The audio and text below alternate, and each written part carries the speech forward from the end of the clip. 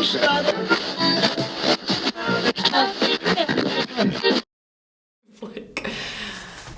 guys, my name is Nihan.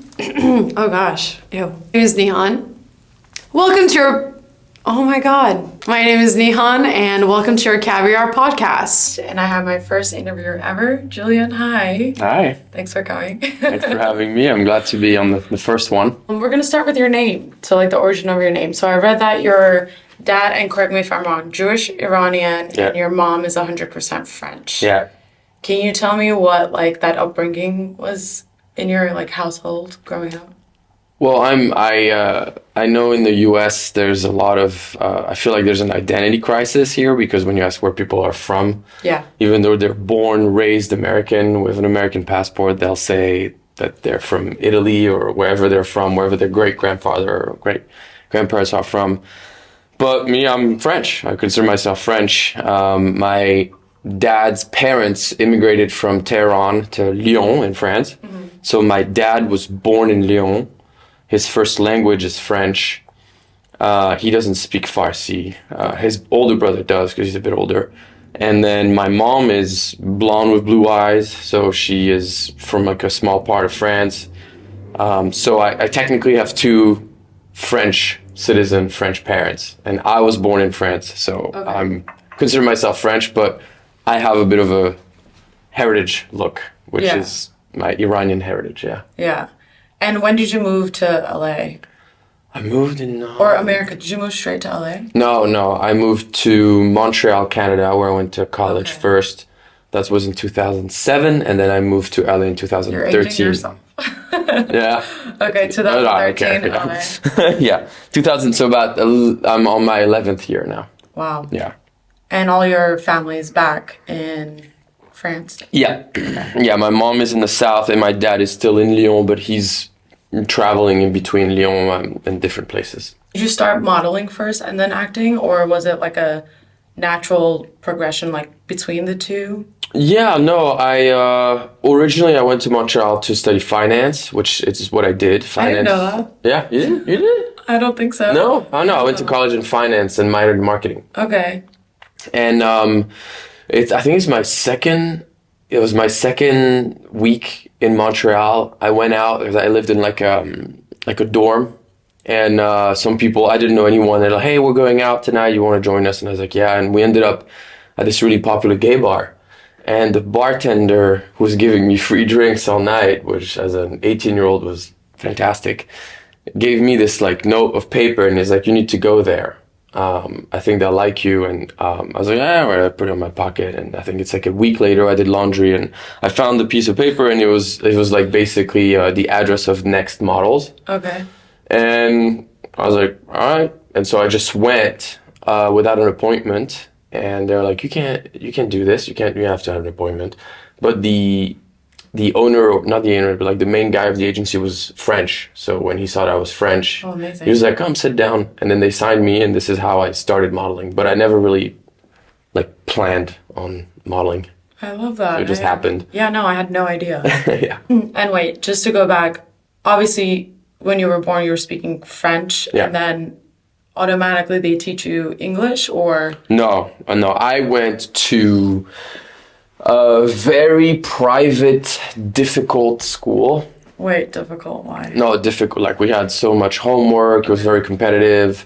It was not a fun school. Okay. Right. And it was just like super academic, and like it was a tough one. But anyways, and at the age of 6 or 7, because it was an international school, we had to start. We did a week in English and a week in French. Okay. So we would get taught half our curriculum in French, the other half in English. And then when we were at 11, we had to choose between German and Japanese to add in terms of languages. And this is when we switched to regular like kind of period classes. Yeah. All my friends were doing German, but my dad having a old school Jewish mentality and his father being taken during World War II, he was like, "You're not learning German. He's paying for school. I'm 11, so I don't have my say." So I was like, all right. So I started Japanese, and I continued Japanese till I was 18. And then at 13, we had to start Spanish. What? So we did, by 18, I was doing French, English, Spanish, and Japanese, yeah. So wait, how many languages do you speak? At the time, 4, but Japanese I forgot. Yeah. A lot of it, yeah. I'm trying to pick it back up, listening to tapes and stuff, but Yeah. Japanese stuff. And how's your Spanish? It's kind of similar. Similar to French, yeah. By then I was fluent. Now I understand. I think I'm at a point where like if you put me in Spain for anywhere that speaks Spanish for maybe a month, I'll be back to fluent. That's the first time it's a little like, oh fuck, how do we say this? But no. Yeah. When I went to Italy, I felt so bad, but I kept speaking Spanish, and I was I was apologizing to her. I was like, oh my god, I'm so sorry. Yeah. It's hard to saying hola instead of buongiorno, and I was like, oh my god. So. My cousin just moved to Italy. He's in Milan, and Nice, yeah. he was like, I feel so behind because overseas they do teach you like how you were saying from a young age. You already know 3 languages. Yeah. And then by the time you're 18, you're like speaking 4. Yeah. So he speaks German, Turkish, English, and now he's learning Italian. And I'm like, Well, you speak Turkish, English, and a little bit of Spanish, but I wouldn't say I'm fluent. But I think it's like... That's good. Yeah. Do you watch French films? Not as much as I want to, because I feel I'm so disconnected to the French culture being here. But I do, though. Like, whenever I have friends recommend it, you know Cocoa? Oh, the it's like anime? it's a French film festival. Oh, that's no, here. I don't. It's like here every year. Okay. And I went like a couple years ago, and one of the main like guests said something about French cinema versus U.S. cinema. Yeah, tell me the difference about that. I think it was true. It's like French cinema is very good at telling a big story, but in a very simple way, and with like no means. But American cinema, it's about telling a small story with the most spending and the biggest budget ever. Special effects. Yeah, all that stuff. But it's true that when I watch certain French films, it's about life. It's like everything is so complicated, and it's like true, real relationship, human relationship. It's not just flat. Yeah. The major difference is the character building. Yeah. That they give, I guess, depth when it comes to the characters that they create on screen. Yeah, it's not one dimensional. Do you think Hollywood represents the French culture in a great light, or like if they could do something better? Yeah, I think what I've seen, a lot of times there's a French character that is played by a non-French person. I've seen it a few times. I've seen there's a movie with Timothée Chalamet where he's like a prince, a king. It was on Netflix, The King. And did it have Lily Depp in it? No. No, it's but Robert Pattinson. Okay. Who's that? Is a fantastic actor. I really like Robert Pattinson, but he plays a French king. Interesting. And he's like doing this accent. He just, hey, come here, little boy. And I was like, there are so many French actors that could play this, and you had to give it to, I think he's British. Yeah. And I was like, so that's the type of thing. I remember also a scene in The Boys, I think it's first season, when they're like in this. It's such a good show. It's such a good show. Yeah. But again, they're like in the harbor, there's a whole like battle going on, and there's this, I think he's Haitian guy who's supposed to be speaking French, and he says like a full sentence in French. It is impossible to understand what he says. Clearly that dude does not speak French at all.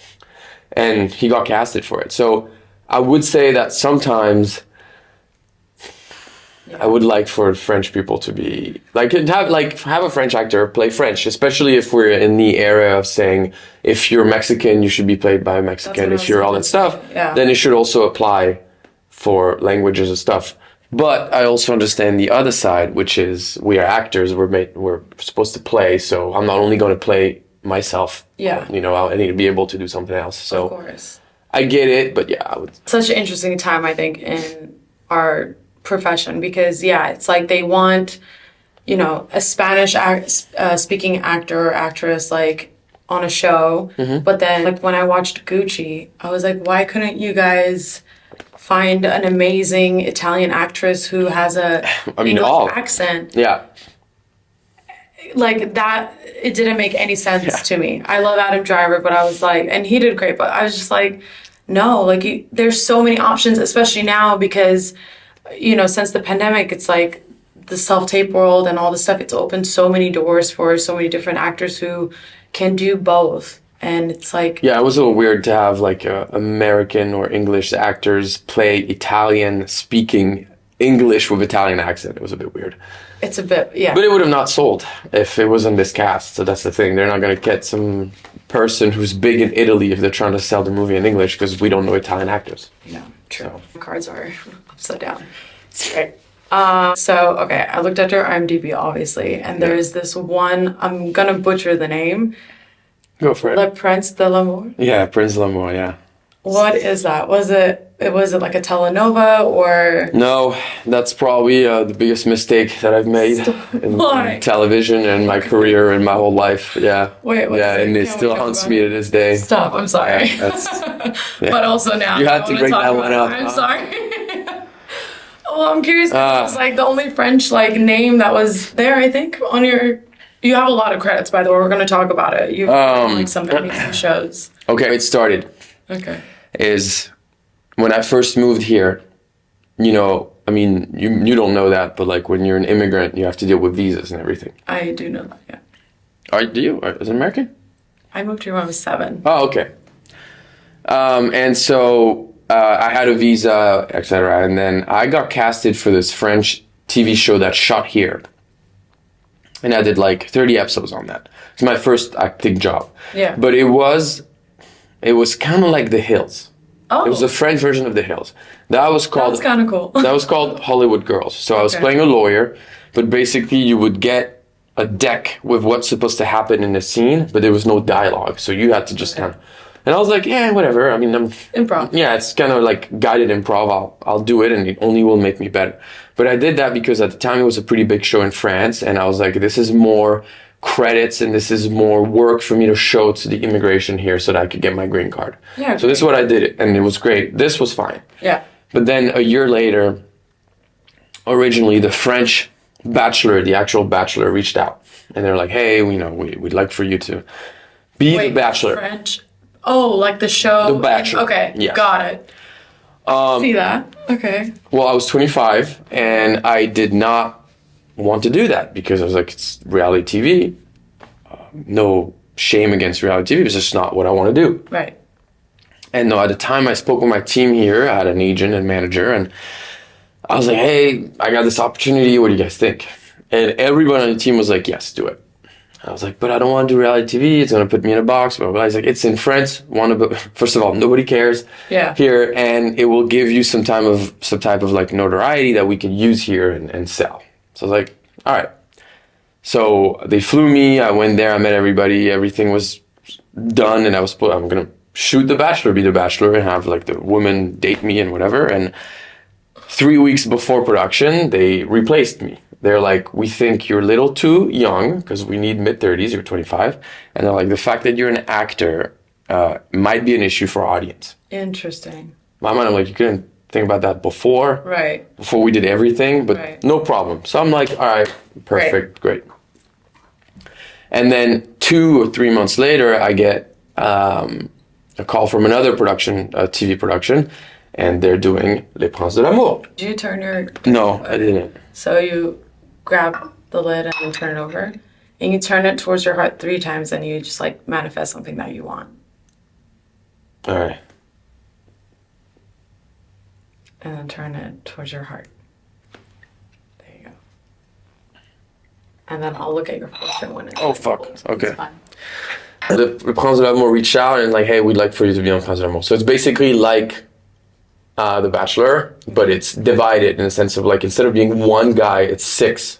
And it's divided into 3 categories. So it's 2 handsome alpha type guys, 2 eccentric hipster type guys, and 2 complete nerds, basically. No female experience and stuff. And we're all cohabitating, and then the point is everybody kind of help each other, whatever. And then you have 2 girls per guy come and date you, and then you eliminate 1, and then a new one comes in. So there's always 6 guys, 12 girls. Okay. And it just creates a lot of drama and everything. And so I did it at the time, but I think what most people don't understand is that reality TV is so staged. Like, Yeah. I was one of the few that already had an exit date, regardless of what was going to happen.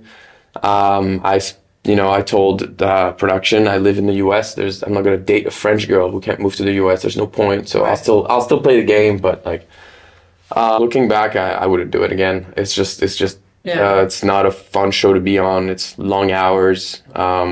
And mostly the main thing is when I saw it air, I saw how twisted the production is. They can edit it anyway. They edit it Yeah. in things that make sense to them, but that's not what happened.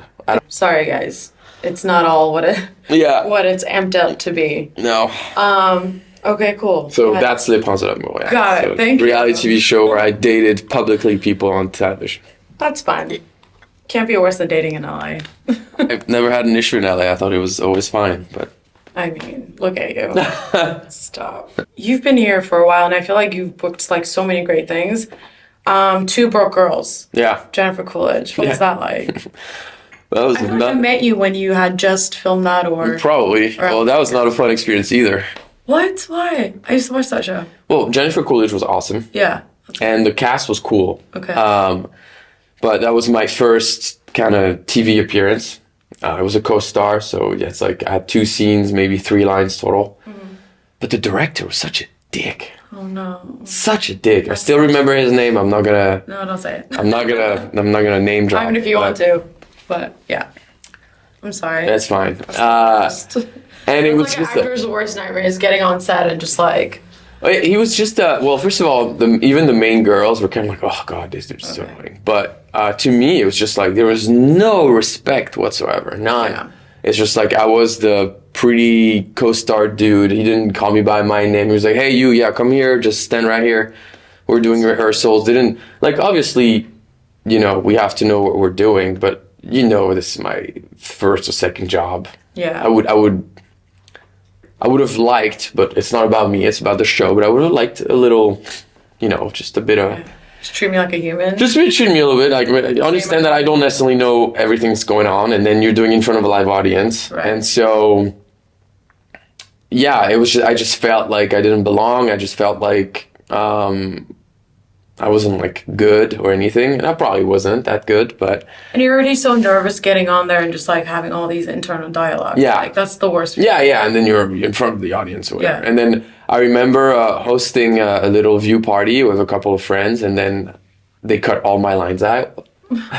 It's the worst. And so the only thing I'm doing on the episode is I'm in there, they're showing me, I'm not talking, and then I say, bye. Oh no. And then there's another, it cuts to a scene of me shirtless on a horse. Hot. That's it. and I was like, fuck. Oh, I was like, I had all these people come here. So to this day, I never yeah. talk about a project, post about a project, invite anybody to see it until I've seen it first. And I think as the more you're in it, the less you care about. I think that's another. I mean, we go through so many emotional ups and downs. But so my first co-star was Westworld. Yeah. And I was on set for like 2 days. And literally by the time the pilot airs, I'm trying to like catch myself. And it's in the lab where they're like fixing like the robots and stuff. And literally the only thing you see of my 2 days work is the way it was edited. It's just like this wide shot that goes around. And you hear my laugh because I had to do, that was a weird audition by the way too. Yeah, I'm sure. I had to do 12 different laughs. Yeah. And you just hear my voice and you see maybe like a side of me. And I'm like, yeah, cool. That's awesome. it. Westworld, great. I did meet Jonathan Nolan, so that was like a really great experience. Yeah. But Yeah, this is what we deal with. Yeah. okay, wait, do you audition a lot for like French shows now overseas, like Netflix and stuff? Not much, no, because I don't have a team in France, and but like my team here, keeps an eye out. Yeah. But they're more focused on U.S. stuff. So obviously, if there's something a French show that casts here, or they're looking worldwide, then I'll most likely audition for it. I mean, the main one is I've auditioned every season for Emily in Paris, and I was pinned every time. That so bad. Every season I'm pinned, and then the last season too, I had a connect with one of the producers, and still didn't work out. So Well, it's still going, so maybe. Yeah. It seems like they do a lot of local hires, though. It's like, I think... Are you a local hire? No. You're not? No. Oh, okay. I thought you were. Well, no, because I'm auditioning through my U.S. team. So they're not going to pitch me as a local hire. Got it. I could be, but... Yeah. Holidate. Yeah. Emma Roberts. That was cool. Okay, let's talk about that. What was that like? So that was a good experience. Yeah, that was a good experience. That was a massive movie. Yeah, we got I think lucky because of the pandemic. That was cool. That was it was a good casting office. I went in there and if just the part felt right. And after I left the audition, I remember being like, oh man, this went really well. I think the director was repped by the same management company that I was with at the time. That's cool. So I'm not sure if that helped, but like once I was pinned for it, there might have been a little push. Because I remember talking to my manager and she was like, well, let's see if you're pinned. If you're pinned, we'll try to, keep it within the agency. But again, so yeah, I got that. It was in Georgia. It was fun. And Emma Roberts was cool. Luke Bracey, the guy who plays her love interest, was super nice. Yeah. Aussie dude, super, super cool. And the girl that plays your my girlfriend that she runs into, is Nicole. Nicola Peltz. Yeah. She was sweet. Yeah, great cast. Super nice. No, it was fun. Yeah. The whole thing was fun. I became friendly too with the writer. She's very talented, and it was a great. So this is a project I helped you put on tape, so I'm gonna brag about it. Tiny Beautiful. Hell yeah! I remember we had a good and you time. booked it. I booked it. Yeah. What was it like working with Catherine Hahn? That was awesome. She's awesome. I love everything she does. Yeah. That project, as well as Abby's that I did, it was also a one guest star, is a set where I felt like I was actually part of the crew. That's nice. How long were you on set for? I think it was like 4 or 5 days total, because the 2 episodes. But obviously, first day was intimate scene with Catherine Hahn. So there's a lot of meetings about intimacy meetings. Yeah. So this is where, obviously it's going to get you a little bit closer, or at least everybody has to be at ease. So they're really working for you to be to feel comfortable and everything. Well, it's a close set when you do this. You have the intimacy coordinator. There's somebody with a robe as soon as you call cut. But yeah, no, she was super fun, super warm. Just like a good person, and fun to work with. And that's great. Yeah. I was so hoping they don't show anything because it was honestly I was so stressed that it looked like I had a baby's dick. There was nothing at some point. We're supposed to be having sex at some point standing up, and I was like, if they cut and we see my wiener in there, they're gonna know that we're not having sex because they don't even. It's like you can't even find it. It was really bad. I was so as a dude, I was like, man, come on, bro, this is not the time. Please, just get some flow. And no, I didn't know it could get that small. To be honest, it was bad. That's hilarious. Yeah. So that's after Euphoria. I'm like, everything just goes. Yeah, but also if there is an actual shot of it, they usually give you a prosthetic. Yeah. So. Oh yeah. Yeah, of course. Cool. There's a thing on I think is it Theo James and White Lotus. Yeah. There's a shot at some point where you see it, and he even says, yeah, it's a prosthetic. Everybody thought this was real, but unfortunately it's not. But no. Yeah. That was a good show. How do you like living in LA? Yeah, I think so. When I was a kid, I've lived in Caribbean, and I've lived in Lyon in France, and then I've lived in Montreal, Canada, and LA is my fourth place. So far, LA is the one place where whenever I travel outside of it and I'm having a blast, I'm never disappointed to come back. Yeah, that's when you know. I don't know if it has to do with LA itself or the life that I've built here. Yeah. But what I like about LA is my day-to-day. There's a lot of healthy options to eat if you want to be healthy. Yeah, let's talk about that because I feel like you're doing a lot of TikTok videos and stuff about you're very much into coffee and healthy eating. Yeah, I try. And you went into that because you had a bite of something. Yeah. Can you explain that? Yeah. Tell me about it. It's kind of a long story, but yes, I got a mosquito bite in 2020. That gave me dengue, and it's dengue fever, and it's about usually, it's about a rough week, which was about a rough week for me, but then I was fine. And 3 months later, I started developing unknown autoimmune issues, mostly inflammatory conditions and skin conditions, which is like gave me a really intense hives and joint swelling. And so at the time, we didn't really make the connection. And so I was here, and I went through so many different rounds of testing, different doctors. I saw my MD, 2 rheumatologists, 2 immunologists, 1 allergist, an infectious disease specialist. I tried so many different rounds of antibiotic, cortisone, all that stuff, cortisone injection, and it just wouldn't go away. So then I started going more of a holistic route. And then eventually through all that stuff, it went away, and then it went away for about 9 months, and then it came back last year, which now we're 4 years post-bite. Post mosquito bite, so it makes me think that it has nothing to do with that. It's something with my immune system. Oh, interesting. But my main thing is when I go to the Western medicine, which is rheumatologists, they want to just put you on symptom management treatments. And I don't want to do that because I know from my family being in the medicine field, I know these are they're like poison basically. But it's just you're managing your symptoms, but you're also destroying your body.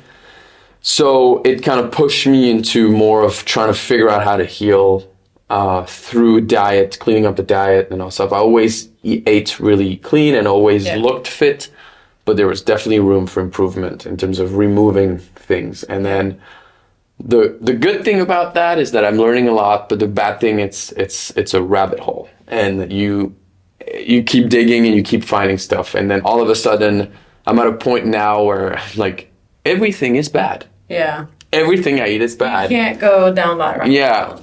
Too much water is bad. Too much of this is bad. I get it. Yeah. So now I have a very, very simple nutrition, very basic. I've removed all processed sugar for 5-6 months now. Only fruits and honey. Yeah. I have removed all processed carbs, so no pasta, no rice. Oh wow. What? I know. Pasta? Yeah. I mean, you know what? You'd be surprised how you just get used to it. Yeah. You get really used to it. I don't crave meats.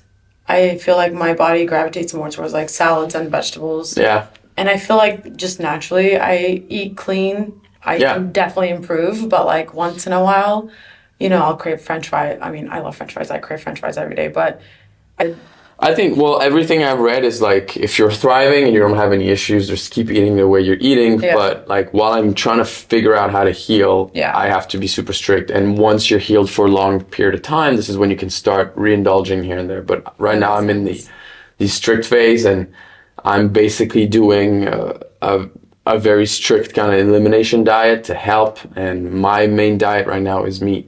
Nice. It's meat and fruit. That's pretty much it. I've cut out all veggies. Yeah, you guys should watch his TikTok videos. It's very informative. When we met, you were single, I think.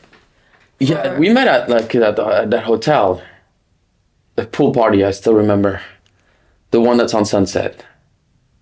Pool party? Yeah. At the Mondrian? No. We met at Mondrian, yeah.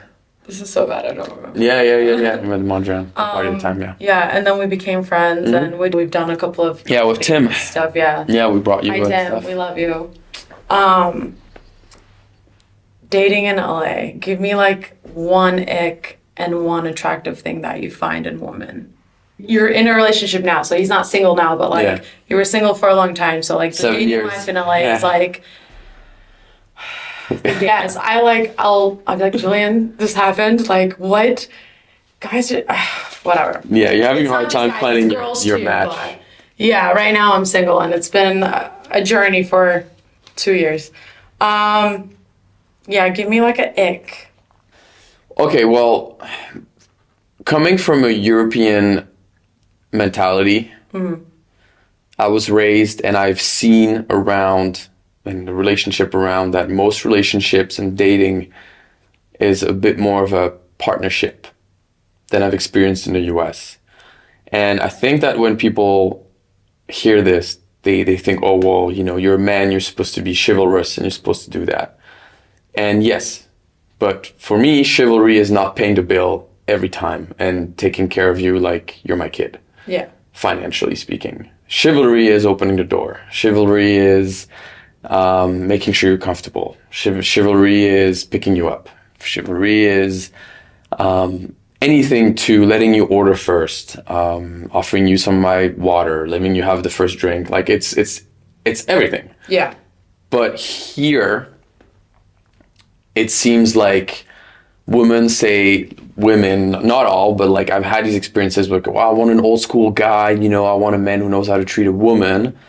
But it seems like a lot of time we're talking about monetary and not really behavior. And so I have been with people where I have dated people where it seems like how much you spend is worth more than how much time you put into it. And to me, giving you time is the most valuable thing because I can get time back. I can make money back, but the week that we spend together, this is a week that I chose to spend with you instead of spending with friends, family, or whatever. So that would be an ick for me. That I don't know if it's just LA, it might be just big cities or just the way we are. But that is something like that. When I start to date someone, and listen, first date 1, date 2, date 3, yeah, sure. As a guy, I don't mind paying. I don't like the man has to pursue, but I mean, I still want to feel wanted. Yeah. So if I pursue you date 1, date 2, date 3, and then you're never really initiating anything to do something, I'm gonna stop because it's not a one-way situation for me. And I'll always remember one day I went back to France I went on a date with this one girl, and so we went to dinner, and so I paid for dinner, and then we went for a drink, and I was going to pay for the drink, and she like literally threatened to leave. She's like, if you pay for the drink, I will leave. You already got dinner, let me buy the first round. And I was like, oh, it's fine. She like grabbed her stuff and left. I was like, all right. and I remember I was like, yeah, this makes sense. Like that's how it's a little bit of a give and take. And then it doesn't mean it has to be like that all the time. It's just like I get dinner, I get drinks tonight, and then maybe tomorrow you buy the movie tickets. And it's just like the gesture and the mannerism of it. Like I don't do dinner dates on a first day. No, it's a big commitment. But if we go out for drinks and like you pay the first round and the conversation is going well, like I don't mind getting the second round. Yeah. In fact, I insist and I offer it. And I feel like that's how it should be because, and again, like you said, I don't know if it's LA or big cities, but there's this like such a bad misconception of people's expectations. It's just like, yeah, he needs to have money. He needs to do this. He needs to have please have a job. But like, when I see that it's appreciated and it's not expected and it's like, oh my God, thank you so much. It just makes me want to give more. Yeah, absolutely.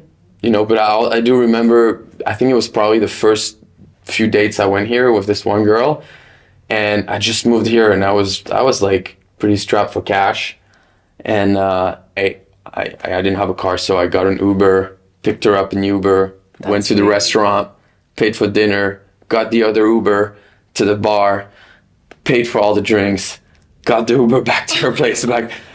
And in my mind, I was like, I had a good time. But it was, first of all, I was strapped for money. And I was like, even if she had like gotten one Uber, I would have been like, oh, thank you. Yeah. You know, but nothing. Nothing. She's out. We're done. No. Like first date, I don't mind paying for everything. Yeah. Okay. I don't mind. Second date, I don't mind paying for everything. But I would want a little gesture in return, not necessarily financially, but something that shows interest, shows that it's appreciated, that it's not expected. Yeah. It could be anything. It could be like, hey, I usually cook a lot. So I was going to say, hey, I made you dinner, but I'm usually the type that makes dinner. I'm usually the one that makes dinner. But, you're in a happy relationship now. So you do most of the cooking? I do a lot of the cooking, yeah. Nice. Yeah, I do a lot of the cooking. She's a great cook too. I think it's because we mostly hang out at my place, and so I tend to be comfortable, and I also like things done a certain way. So I was like, this is how I want my meat cooked. This is what, I love it. Such a guy in that way. Yeah, but no, it's great. The meat. And she, even she said the first few dates, she was like, the first few dates, I don't really reach out. Like I need to feel like somebody, and I was like, sure, So yeah, Wait, hold on. So you guys go on a couple of dates? But... No, the first time that we hung out, we kind of talked about relationships in general and how it is in dating. Yeah. And she said like that it's not really in her nature to reach out the first few dates. Like it's like you do date 1 and then she's not going to be like, hey, I had a good time. Like let's do date 2. Like it would, she's kind of saying like, you're going to need to just like plan the first few dates. I kind of like that. Yeah. But I told her, I was like, hey, yeah, you're gonna have to, like, I was honest. I was like, I don't mind it, but like, if you're not being responsive to stuff, I'm gonna move on. Right. You know, and we found a really good groove. And even now, she initiates a lot of activities, and I do, and we're not counting on who does what, when does what, who pays what, who pays this. It's like, it's definitely like, it's flowing, and it's very, very, very easy. You're a guy, so tell me, by like the first date, you know, like if you want to keep it going or not. Like, I think so. I think you want to, I don't know if you know if it's going to be a long-term thing. Right. You know if you want to see the person again. Yeah. I would say you know within the first hour. I know my friends go through people just ghosting in LA. I think, here's my theory because I've done it. I think that when you date, you hang out with someone and you might not be 100% into it. Yeah. And you're just like, yeah, I don't know. But the instinct is, yeah, it'll be fun for a while. Yeah. Like, I know. I've been that person. Yeah, so it's like, you know that it's not gonna, it's not that, but you know, you had a good time. Maybe you think there's something attractive about them. Maybe you're horny, I don't know what it is. And so you do the thing and you date, but you're halfway in there, but like you date, you have sex, you do all that stuff, and then eventually you're over it, and so you date, you ghost. I think eventually, maybe as we get older, we start to be a little bit more picky with who we spend our time with. Absolutely. And now it's like you're dating, but you're like, do I think this could be an actual match? No. All right, I'm just gonna move on. Yeah. You know, but most people don't. Moving on from dating life in LA because I feel like... You sure you don't want to talk more about it? You have some bones to pick? Oh, don't I? Okay, moving on. No, dating is great. I feel like... I mean, I told you, like... I know. You have to go, I think... All right, let me rephrase this. I think you will find a better match if you are in an environment that matches who you are. Yes. So if you're the type who likes to read and be outside, you have to find activities that is about reading and be outside. If you're the type that likes to work out, you should take workout class, running clubs. And you'll meet people already that are in the same... When I started my whole jiu-jitsu thing, there was one guy that I would partner with all the time. And every time with class he was there, him and I would partner.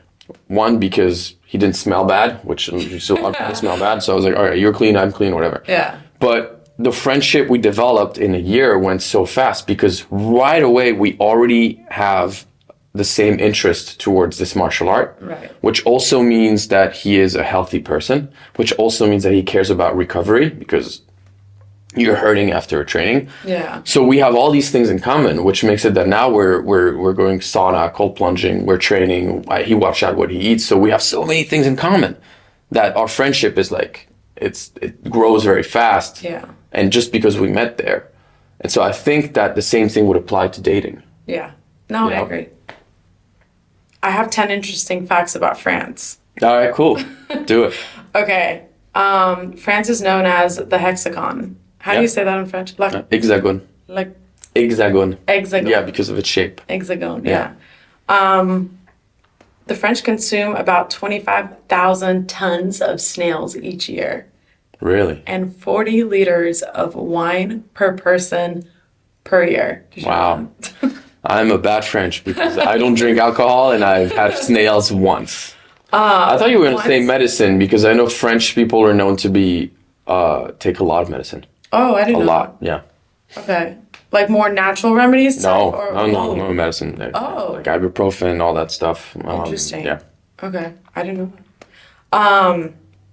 You can eat different cheese in France every day of the year. Like there's so many for a year because there's so many. So 365 cheese? Yeah. Yeah, that sounds right. Yeah? At least, yeah. Do you have a favorite? What's like your top Comté. two?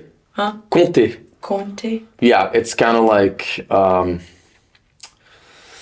how can I? It's like a hard cheese. It's kind of like, do you know Emmental? Do you know Swiss cheese? Swiss, It's kind of like Swiss cheese. Okay. It's similar to that. It doesn't have the holes though, but Okay. Comté would be my favorite one. And then Comté. I would say also Beaufort, which is the same as Comté. It's just a different. It's very similar. Okay. Yeah, and then I we love have cheese. one who is very stinky called Saint-Marcelin. This one is strong. I but remember like when that. I was in Paris for like a week and I brought a bottle of wine and the really stinky cheese. And it, like my whole suitcase by the time I like got home was just like reeked. Well, you're But I mean, I wanted it. you're I a felon wanted the because you're not cheese. allowed to bring that here. Really? Yeah, it's illegal. Oh. Can't bring cheese. Cheese, cured meats, all that stuff. Yeah, It was in my checked-in bag, so that's yeah, not allowed. why. Not allowed. Whoops. I mean, there is a thing though. I don't drink anymore, but the mix of cheese, bread, and a little sip of wine, It's I have so to say, like in your mouth, it's like a bomb. Yeah. It's really good. No, it is. Yeah. I love it. It's illegal to throw out or burn food that is perfectly edible in France. Okay. You guys are very serious about your food. Yeah. Which I love. Putting a baguette upside down is unlucky. What is that about? It's literally on every site that I've read about France. Well, there's no sides. I mean, oh, you mean like flipping it like that? Yeah, or like putting it upside down. Yeah. Yeah, 'Cause there's upside like down? the flat side Yeah. and Oh shit, I don't know. you didn't know. No, I mean, Well, why would we know? I've never met anybody who eats it upside down. Yeah, why would you put it Yeah, upside down? I it's have made no to be this idea. way. Why would you flip it? Like, what I type don't know, of anarchist but society is It's a this? thing. Croissants were actually invented in Austria. Yeah. Croissant. Croissant, yeah. Croissant. Well, French fries are in Belgium. Yeah. It's not French. Yeah, I know. French railway is the second largest in Europe. Okay. Just a fun fact for anyone who cares. In 1910, I kind of found this like actually really funny. There was a law that passed where couples couldn't kiss at train stations in France. Really? Yeah, because they wanted to keep it less crowded and people were just like Just making making out. out at train stations. It's a thing. It's so funny how French have this like this image of just being so passionate, hopeless, romantic. That's true. I don't know if that's true. Dylan's like, I'm not. No, I am, but just like nah. No, you are. You're a great guy. Kilts originated in France, actually, not Scotland. Oh wow. Yeah, I don't know. As an actor, I always get like, "What's your favorite movie?" It's like, fuck off. I don't have like Yeah. one favorite movie. Yeah. No. If you could describe like your personality, like things that you like or genres, if you could give me like 5 movies that describe you, just off the top of your head, what would they be? Oh man, I'm gonna get a lot of shit for that one. But Okay, just say. Avengers: Infinity War. Okay. I wasn't expecting that one. You know, it's like when you're an actor, Yeah. you're supposed to be this person who loves art. Yeah. Art. I was waiting listen, for like a French like. I like art, Okay. but there is a thing about the Iron Man movie, the Captain America Civil War, Yeah. like some of these Marvel movies, the way I feel after, Yeah. it gets me so excited to be an actor and to just like strive for that. Yeah. So that's a feeling that I get when I watch this. I have watched Infinity War 7 times. Stop it. It's a 3-hour movie, and I watched Endgame 10 times. Like So if I were to ask you Marvel versus DC? Marvel all day. Yeah, all Okay, day. got it. Do you have a favorite superheroes? Iron Man. Yeah. My friend Ness would appreciate that so much. Yeah? She has one. What's up, Ness? So it's just about that. It's just like it's a movie that Okay. when I watch it, I'm just like in it, and Okay. I think this is what movies are for. But then there's also this French movie called Les Petits Mouchoirs, which in English Mouchoir. it's translated to White Little Lies. Okay. And that's a movie just about friendship and relationship. It's so simple, but you will laugh and you will cry. It is that's two. such a good movie. And that's like a good kind of dramedy. There's a French movie, the one that won Anatomy of a Fall. Yeah. That one was fantastic. Yeah. So that would be Number up 3. there. I'm a big It's Always Sunny in Philadelphia fan. So this is not a movie, It's not a movie, but but that type of humor. I'll take it. is what I think describes me as well as what I would want to do. Okay. And then in terms of shows, I'm tied between Veep, Curb, Okay. and The Office. Okay. So I would say like my genre is kind of like sarcastic. Yeah. I feel like Dry all of humor-ish. those give me an idea of like who you are. Yeah. Yeah. Where they talk about real stuff, like Yeah. sometimes, like some of, even in It's Always Sunny, sometimes it's so absurd, but they talk sometimes about real stuff, and I was like, so that's kind of like how I am. Where it's also noticing dumb behaviors and just going all out with it and just like making fun of them. Okay. So that's kind of like where I'm at. Yeah. Nice. I like it. Okay, we're gonna play a quick game. All right. So I'm gonna say a word and then just say the first thing that comes to your mind. Okay. Croissant. Good. Eiffel Tower. Paris. Armpit hair. Blech. French films. Intelligent. Astrology. Fuck no. Marriage. Not a fan. Napoleon. France. French toast. What's that? French toast. French toast. Oh, breakfast. Beret. Beret. Oh, hate. French fries. Fantastic. Baguettes. Morning. French kiss. Passionate. Mona Lisa. Louvre. Coco Chanel. France. And Givenchy. Givenchy. Fashion. Did I say that right? Givenchy. Givenchy. Givenchy. Yeah. Justin, who's my producer, you guys. How did you say it when you first heard that word? I always thought it was Givenchy. Givenchy. Givenchy. Givenchy. Givenchy. With the Turkish coffee, now that you turned it over. Yeah. So this is like it's tradition. After you turn it over and you feel the top and it's cold, when you open it, you can kind of tell, it's like you're supposed to be able to tell your fortune. Okay. So how do you learn? But I think I did mine wrong. do you need to be certified to know how to read this? It's one of those things, like, I've never been to a psychic. I'm very protective of that stuff, but also I don't believe everyone that, can do it.